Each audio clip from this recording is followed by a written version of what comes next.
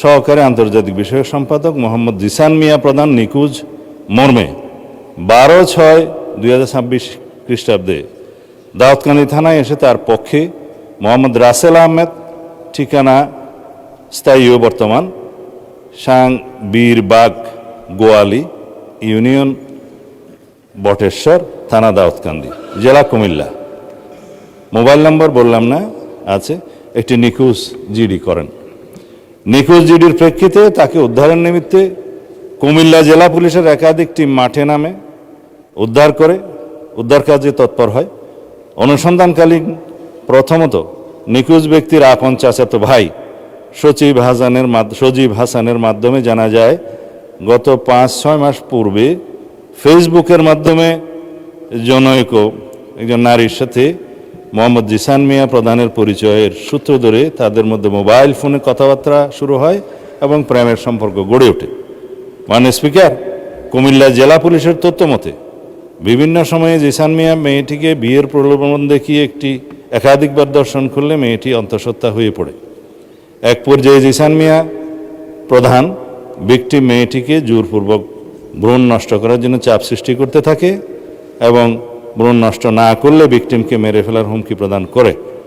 তার এক পর্যায়ে ভিকটিম মেয়েটি জানের ভয়ে বাচ্চা নষ্ট করতে ভ্রূণ নষ্ট করতে রাজি হলে জিসান মিয়া প্রধান তার পূর্ব পরিচিত ও ঘনিষ্ঠ জনৈক সিকান্দর আলীর ওষুধের দোকান হতে ভ্রূণ নষ্ট করার ট্যাবলেট ক্রয় করে ভিকটিম মেয়েটিকে খাওয়ায়। 2-3 দিন পরে ভ্রূণ নষ্ট হওয়ায় ওষুধ সেবনের ফলে ভিকটিমের প্রচণ্ড রক্তক্ষরণ শুরু হলে ভিকটিম নিজেই জিসানকে বিষয়টি জানায়।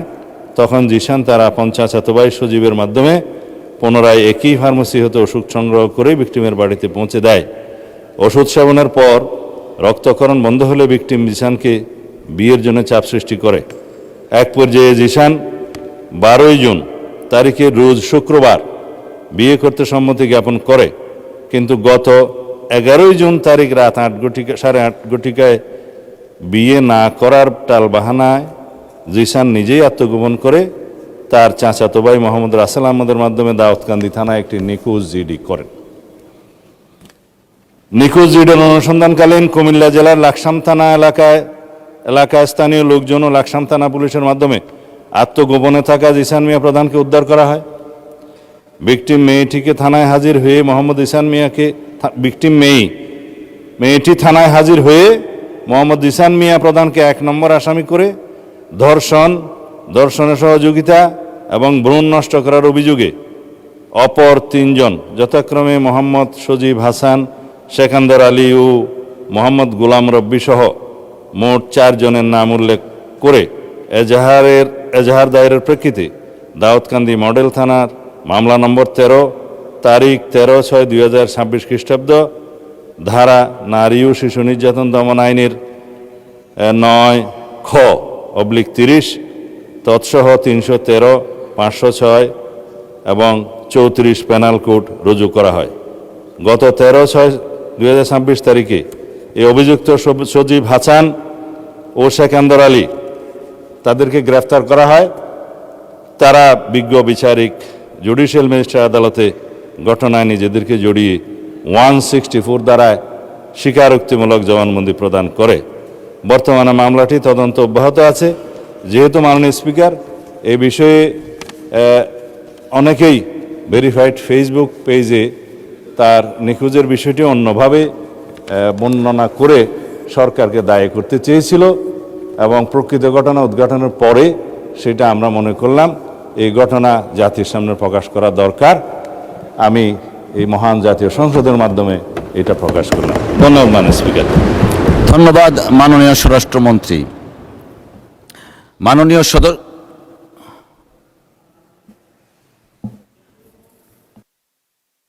মাননীয় বিরোধী দলের উপনেতা, আমরা প্রসিডিংসে যেতে চাচ্ছিলাম। আচ্ছা, একটু মাইকটা দেন, উনি শুনি কি বলতে চাচ্ছেন। মাননীয় স্পিকার, আপনাকে ধন্যবাদ। প্রথম কথা হচ্ছে, বলা হয়েছিল যে স্বরাষ্ট্রমন্ত্রী 300 বিধিতে একটা বিবৃতি দেবেন এবং সেই হিসাবে আমরা ওনাকে অ্যালাউ করেছিলেন। আমরা এটাকে এগ্রি করেছি এবং উনি যে বিবৃতিটা দিয়েছেন এটা অত্যন্ত একটি উল্লেখযোগ্য এবং প্রশংসনীয় উদ্যোগ এবং বাংলাদেশ পুলিশের সফলতা। আমরা পুলিশকে এই জন্য ধন্যবাদ জানাই। এবং যে কাজটি করেছে, সেখানে একজন আইজিপি দুর্নীতি দমনে বিদেশে ছিল, তাকে অ্যারেস্ট করা হয়েছে এবং 1 মাসের ভিতরে তাকে আনবাই বিবৃতি দিয়েছে।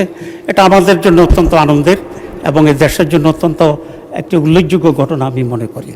এবং সেই হিসেবে আমরাও তালে দিয়েছিলাম, কারণ আমরা এটার সাথে একমত। আমরা তার বিচার চাই এবং এই ধরনের উদাহরণ আরও সৃষ্টি হোক, এটা আমরা চাই। মাননীয় উপনেতা, এটা আমাদের চেয়ার থেকে আমরা বলেছি যে great achievement for the nation. Exactly, সবাই এটাকে সমর্থন করেছেন। কিন্তু এই সুযোগ নিয়ে উনি একটি দলকে কেন্দ্র করে পরবর্তী পর্যায়ে যে স্টেটমেন্টটা দিয়েছেন, এটা মাননীয় উপনেতা, আমি একটু আপনাকে যদি বইটার সামনে থাকে আমি একটু পড়ে শোনাতে চাই, একটু দয়া করে যদি ধৈর্য ধরতেন।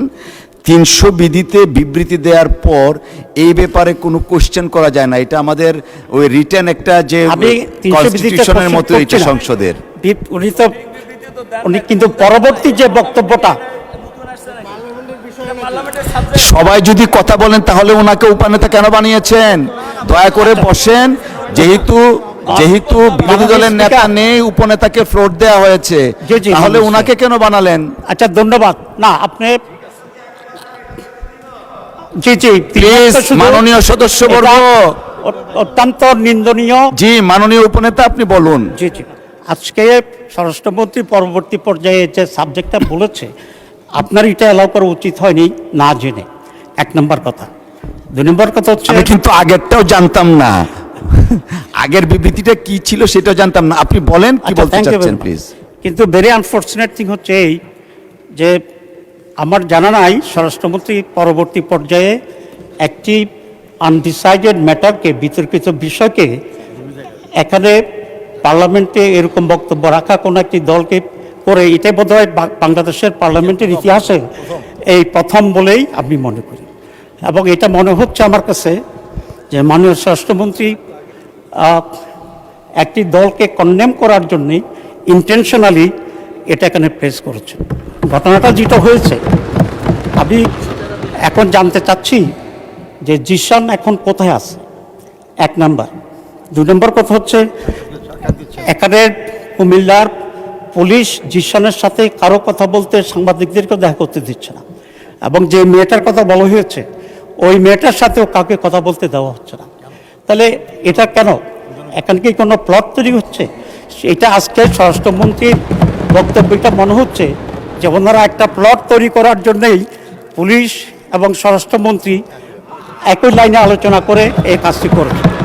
2 নম্বর কথা হচ্ছে, এই ধরনের এই ঘটনাটি যে ন্যাচারাল হয়েছে, এই ধরনের কোনটা সঠিক এখন এটা ডিসাইডেড হয়নি, এটার কোনো স্টেটমেন্ট আসেনি।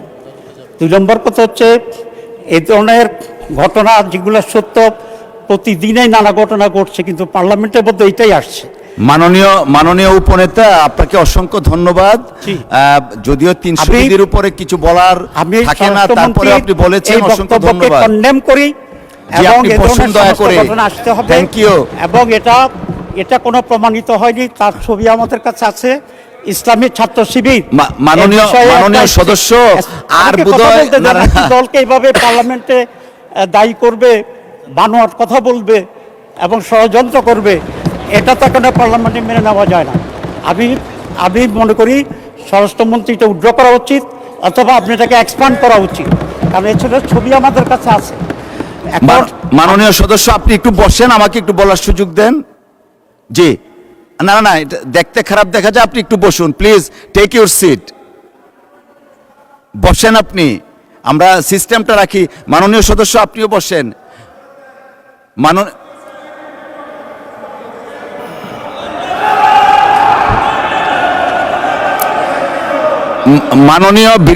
মাননীয় বিরোধী দলীয় উপনেতা, আপনি দয়া করে বসুন, সবাই বসুন। এদিকে যারা আছেন আপনারাও বসুন,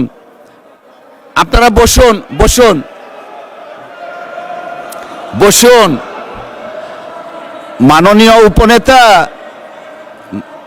মাননীয় উপনেতা, আমি কিছু বলতে চাচ্ছি, আমাকে বলার সুযোগ দেন। সবাই বসুন দয়া করে। মাননীয় উপনেতা, আপনি বসুন, সবাইকে বসুন please take your seat everyone. বসেন বসেন। আচ্ছা ঠিক আছে, বসেন বসেন, সবাই বসেন দয়া করে। সদস্য আপনি বসেন। জি মাননীয় স্বরাষ্ট্রমন্ত্রী আপনিও বসেন, বসেন সকলেই। জি মাননীয় সদস্য আপনিও দয়া করে বসুন।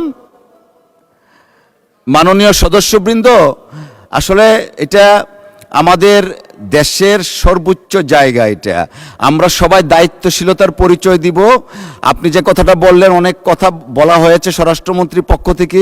কথা শুরু করলে আমরা অনেকে অনেক কথা বলতেই থাকি। আপনি যা বললেন সর্বশেষ এক্সপান্স করার জন্য আমরা পরীক্ষা নিরীক্ষা করে দেখব, যদি সংসদীয় রীতিনীতির বাইরে কিছু হয়ে থাকে সেটা পরবর্তীতে সিদ্ধান্ত নেওয়া হবে। সকলকে অসংখ্য ধন্যবাদ। আমরা কোনো বিতর্কে যেতে চাচ্ছি না, প্লিজ বসেন। মাননীয় সদস্যবৃন্দ, দিনের কার্যসূচি অনুযায়ী বসেন, প্লিজ বসেন বসেন। আমরা এটা কোনো আলোচনায় যাচ্ছি না, বিতর্কেও যাচ্ছি না, রুলসে পড়ে না। না মাননীয় স্বরাষ্ট্রমন্ত্রী, আপনি 300 বিধিতে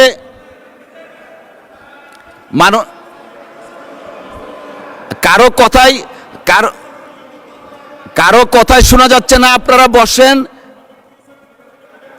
একটু পরে বসবেন, একটু পরে আপনি বসেন।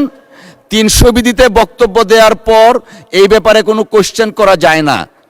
আমাকে শেষ করতে দেন। যেহেতু বিরোধী দলের নেতা নেই, উপনেতা হিসাবে উনি দাঁড়িয়েছেন, প্রিভিলেজটা আমরা দিয়েছি। উনি যে বক্তব্য রেখেছেন সেটার প্রেক্ষিতে আমি রুলিং দিয়েছি যে যদি মাননীয় স্বরাষ্ট্রমন্ত্রীর কোনো বক্তব্যে অসংসদীয় কিছু থাকে পরীক্ষা নিরীক্ষার পর সিদ্ধান্ত দেওয়া হবে। সবাই দয়া করে বসেন, আমরা দিনের কার্যসূচিতে যাচ্ছি।